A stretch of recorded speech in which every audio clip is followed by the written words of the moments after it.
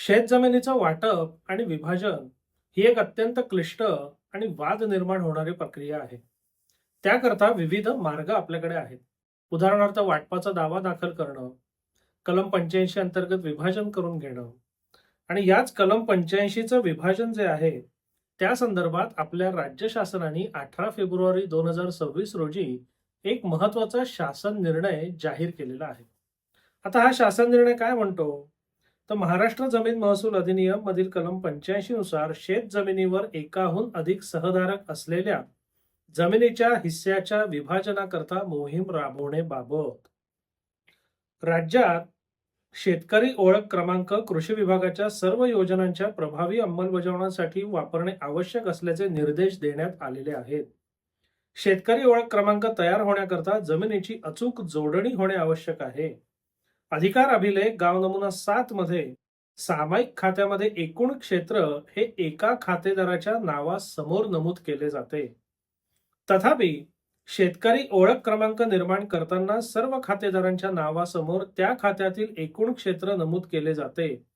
त्यामुळे संबंधित शेतकऱ्याच्या शेतजमिनीची अचूक जोडणी करण्याकरता सामायिक खात्यातील प्रत्येक व्यक्तीसमोर त्याच्या हिश्श्याची जमीन त्याच्या नावासमोर नमूद असणे आवश्यक आहे. या अनुषंगाने कलम 85 नुसार शेत जमिनीवर एकाहून अधिक सहधारक असलेल्या हिस्स्याच्या विभाजनाकरता मोहीम राबवण्याबाबत निर्देश देण्याची बाब शासनाच्या विचाराधीन होती. त्याप्रमाणे शासन आता काय सांगतंय? तर महाराष्ट्र जमीन महसूल अधिनियम कलम 85 अन्वये खाते विभाजन करण्यासाठी विहित नमुन्यात अर्ज करणं अनिवार्य असेल. त्यासाठी नागरिकांना लेखी आणि सार्वजनिक स्वरूपात आवाहन करण्यात यावं. तालुका आणि मंडळ स्तरावर कॅम्प आयोजित करून एकाहून अधिक सहधारक असलेल्या जमिनींच्या विभाजनाकरता मोहीम राबवण्यात यावी.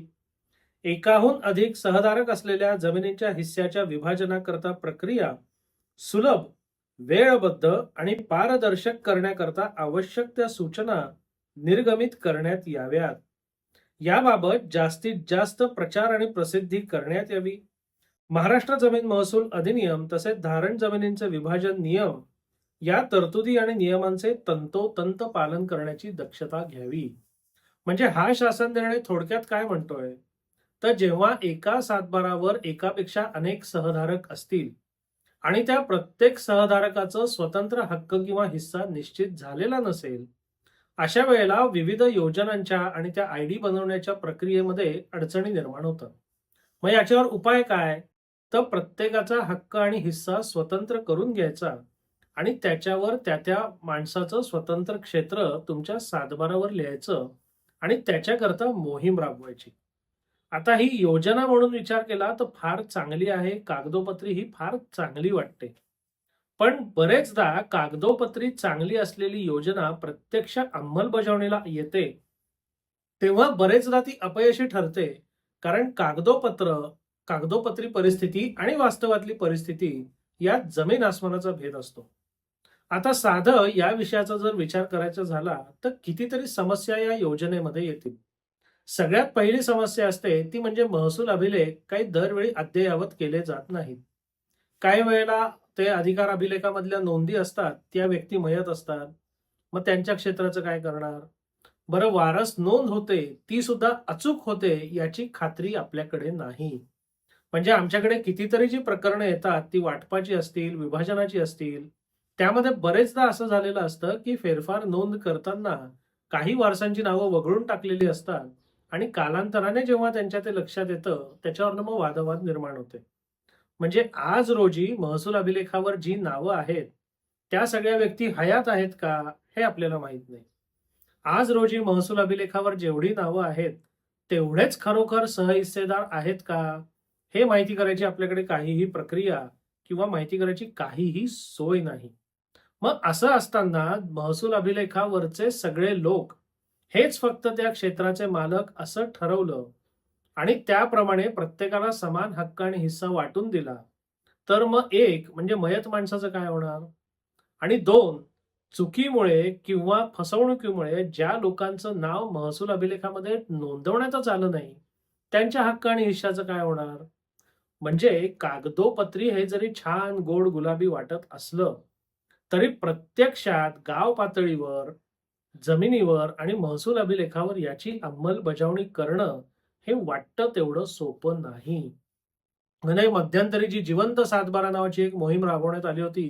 काय झालं हो त्याचं? राज्यभरातल्या सातबारामधले खरोखर किती सातबारे पूर्णतः जिवंत झाले? किती लोकांच्या सातबारावरनं मयत लोकं कायमचे निघून गेले आणि त्यांच्या वारसांची नोंद झाली?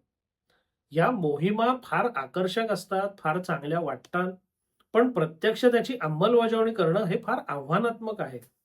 आणि हे म्हणजे सरकारचा उद्देश जरी चांगला असला, तरी तो उद्देश जर पूर्ण होणार नसेल, तर त्याचा काय उपयोग?